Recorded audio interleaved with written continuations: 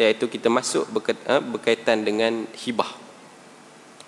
Baik, hibah ini adalah salah satu daripada wasilah untuk kita menguruskan harta kita selepas mati. Sebab itu apabila adanya produk seperti takaful itu sangat-sangat menguntungkanlah. Produk takaful yang ada kat dalam tu sekali dengan produk hibah.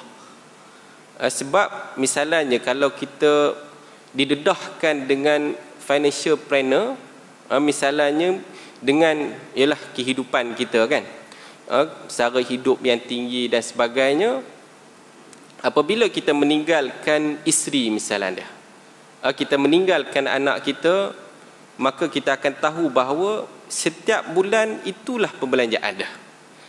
Ini pembelanjaan untuk sewa rumah, sewa rumah dekat orang ataupun sewa rumah dekat bank. Tapi kalau kita ambil insurans, kalau kita meninggal, bolehlah rumah tu jadi milik kita, ataupun kita bayar sewa rumah, ataupun kita bayar yuran pendidikan anak-anak kita. Jadi kita dah boleh estimate berapa sebulan kita nak bayar. Maka dengan sebab itu adanya takaful yang hibah. Yang mana hibah ni kita masuklah berapa? 100,000, 300,000, 500,000, sejuta, ikutlah yang mana kita nak carum tu. Dan apabila kita meninggal, jadi isteri kita mungkin tak bekerja, anak kita masih sekolah dan lain-lain. Bila kita meninggal, automatik duit yang kita dapat dia tidak jadi pusaka, dia tidak jadi wasiat, tetapi dia jadi hibah. Kepada siapa? Kepada nama yang kita namakan lah. Kalau kita namakan kepada isteri kita, maka semuanya adalah dihibahkan kepada isteri kita. Jadi kalau misalnya sejuta, kan, sejuta, so berapa bulanan estimate lebih kurang dia belanja 2,000. 2,000 kali lah dengan sejuta tu, kita tak perlu risau lah. Sebab uruf kita sekarang ini adalah apabila kita meninggal, family tak masuk campur. Sebab adik kita, abang kita, dia ada kehidupan dia masing-masing. Uruf kita tak sama dengan masyarakat Arab. Masyarakat Arab ni dia keluarga dia rapat. Sebab itu dia ada al-al tu, kan, Al-Khalidi, kalau famous sikit As-Sudais. Kalau guru saya waktu dekat Yarmouk dulu, ada Profesor Dr. Mahmud Al-Khalidi.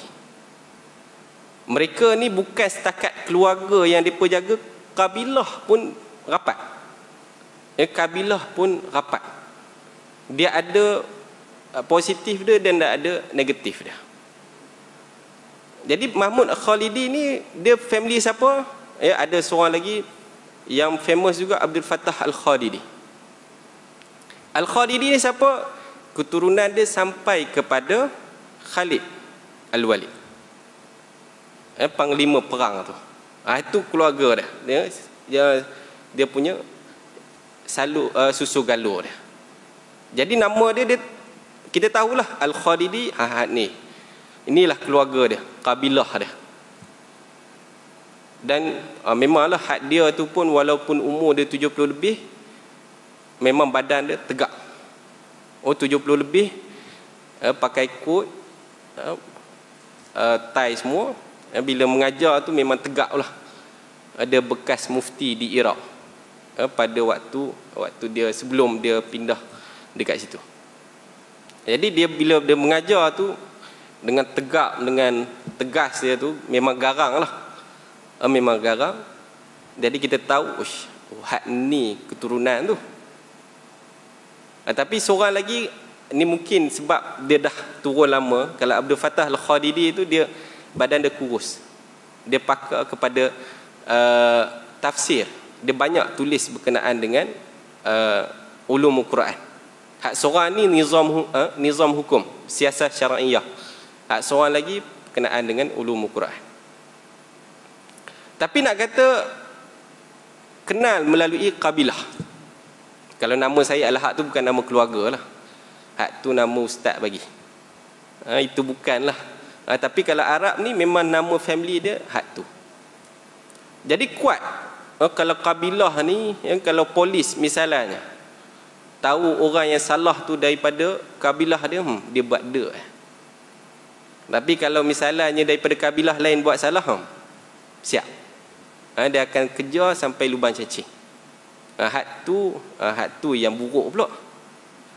Tapi hak satu segi, bila melibatkan keluarga yang rapat ni, kalau perasan kita pergi Mekah ke Madinah ke, di Saudi, mereka buat rumah tak ada bumbung. Mereka buat rumah tak ada bumbung. Macam kita ada bumbung lah. Sebab apa? Sebab nanti anak dia besar, dah kahwin dan sebagainya, jadi dia buat satu tingkat lagi. Dekat atas itu, buat tangga kat luar, mereka tak sambung lah. Gabung tapi buat satu lagi. Ada lagi anak yang lain kahwin, buat satu lagi. Sebab mereka ni tanah besar kan. Tanah banyak, buat dekat sebelah pula. Jadi hak tu lah memang rapat. Jadi bila meninggalnya anak yang kecil-kecil misalnya dia, ataupun anak perempuan yang masih tak berkahwin, maka akan automatik siapa yang jaga? Abang dia. Siapa yang jaga? Adik dia. Tapi kalau kita ni bukan uruf dia macam tu lah. Siapa yang jaga? Sendiri jaga diri sendiri. Hak tu kalau kita dekat Malaysia ni macam tu lah. Sebab tu kalau harta misalnya dapat kepada adik-beradik, dia kira hak tu lah. Makna dapat dekat dia habis.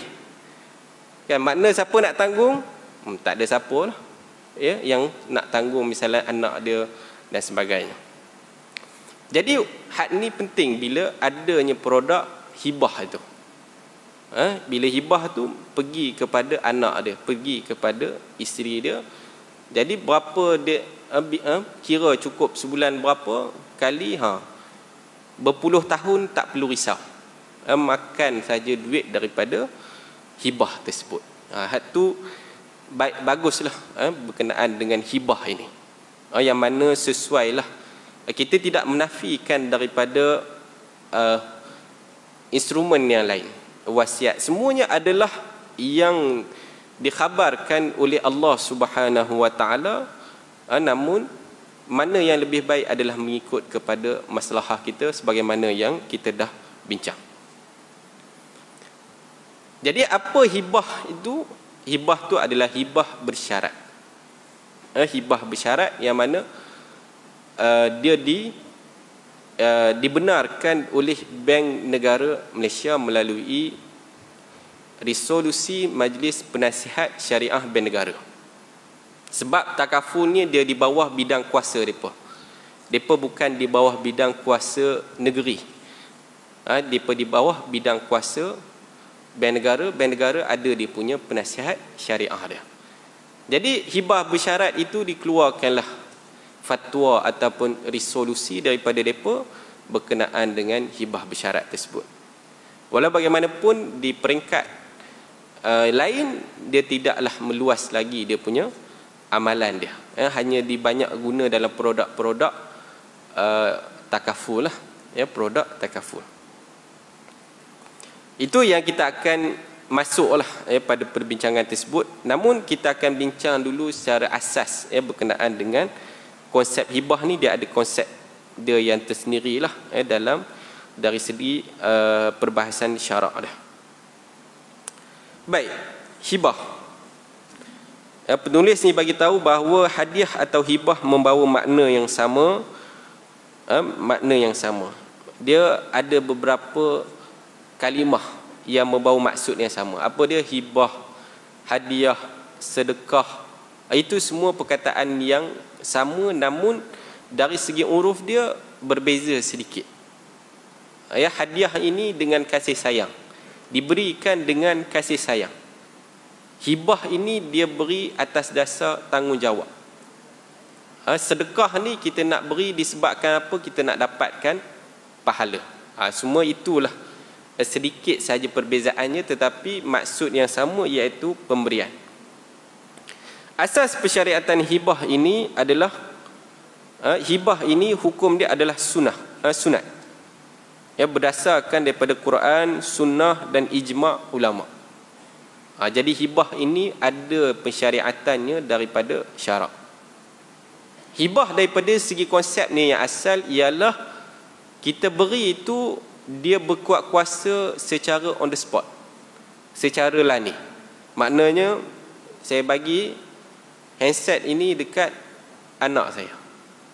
Jadi saya bagi ni terus jadi hak milik dia lah. Hibah secara konsep asal dia, kita bagi secara, bila kita bagi itu dengan tanpa syarat lah. Makna bila kita bagi ni bukan kita kata sebulan lagi baru dapat, kita nak bagi ni bulan depan baru dapat, tak. Makna kalau kita bagi ni secara on the spotnya diberikan. Itu secara asasnya lah. Hibah secara asasnya adalah pemberian secara on the spot. Berdasarkan kepada Quran, apa dia? Dalam firman Allah, wa ta'awanu 'alal birri wat taqwa wa la ta'awanu 'alal itsmi wal 'udwan wattaqullaha innallaha syadidul iqab. Dan hendaklah kamu bertolong-tolongan untuk membuat kebajikan dan bertakwa, dan janganlah kamu bertolong-tolongan pada melakukan dosa maksiat dan pencerobohan. Ini dalil yang umum lah. Maknanya para ulama istimbat daripada dalil ini berkaitan dengan apa sahaja jalan-jalan kebaikan. Maknanya jalan-jalan kebaikan apa sajalah. Dan salah satu daripada jalan kebaikan itu adalah melalui hibah.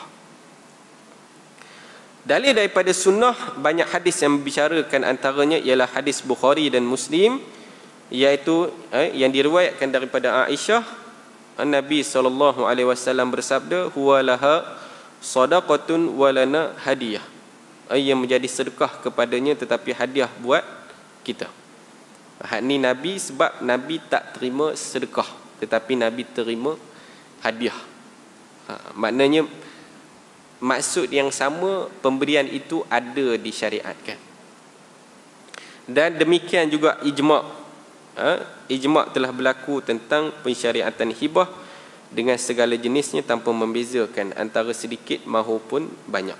Jadi dari segi ijma' para ulama' pun ada persyariatan berkaitan dengan hibah. Jadi wasiat pun perkara yang disyariatkan oleh Allah, hibah pun perkara yang disyariatkan oleh Allah Subhanahu wa ta'ala.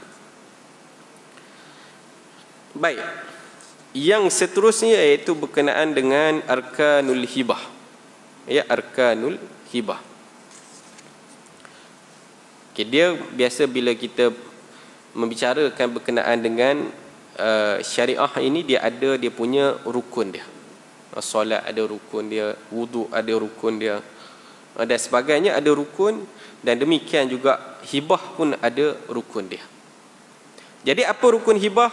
Iaitu yang pertama, pemberi dan penerima hibah. Makna ada pemberi dan ada penerima. Ini mudah nak faham lah. Ada kalanya kita kena spesifikkan penerima tu. Kita nak bagi pada siapa? Pada family kita. Hak mana satu? Tak tahu. Dia kena spesifikkan siapa dia nak bagi. Dekat anak dia ke, dekat isteri dia ke, dekat suami ke, dia kena spesifik. Kalau tak spesifik, dia boleh jadi tak sah. Tak sah hibah tersebut. Misalnya kalau ada dalam keadaan kita tak perlu spesifik. Keadaan mana? Misalnya kalau kita berikan kepada, misalnya untuk anak-anak yatim. Jadi kita bagi kepada anak-anak yatim. Jadi selepas kita hibahkan dia, jadi pemegang amanah tu dia akan bagilah harta kita itu kepada anak-anak yatim. Kepada anak-anak yatim. Sebab kita pun tak tahu hak anak-anak yatim hak mana. Kan? Jadi hak tu. Yang kedua adalah lafaz akad hibah. Iaitu lafaz akad terdiri daripada penawaran dan juga penerimaan. Mesti ada penawaran dan ada penerimaan. Makna dekat situ dia kalau bentuk spesifik tadi dia kena terimalah. Ya, anak kita misalnya kena terima hadiah tersebut. Kalau tak tahu nanti dia terima ataupun orang lain yang terima hibah tersebut.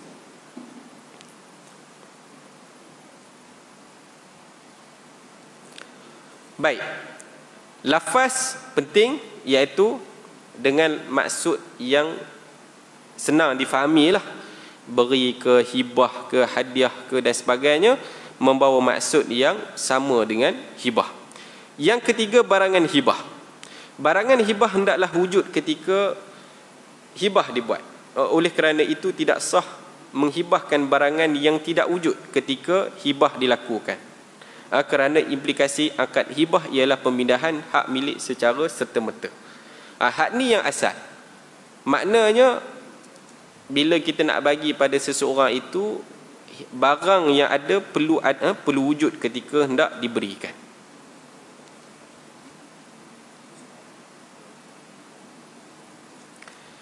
Selain itu, barangan tersebut mestilah barangan yang bernilai dan daripada hak milik pemberi. Oleh kerana itu tidak sah menganugerahkan bangkai, darah, khinzir, arak atau haiwan buruan oleh orang yang najis, bersifat najis. Tapi najis ni pun dia ada jugalah perbahasan dia.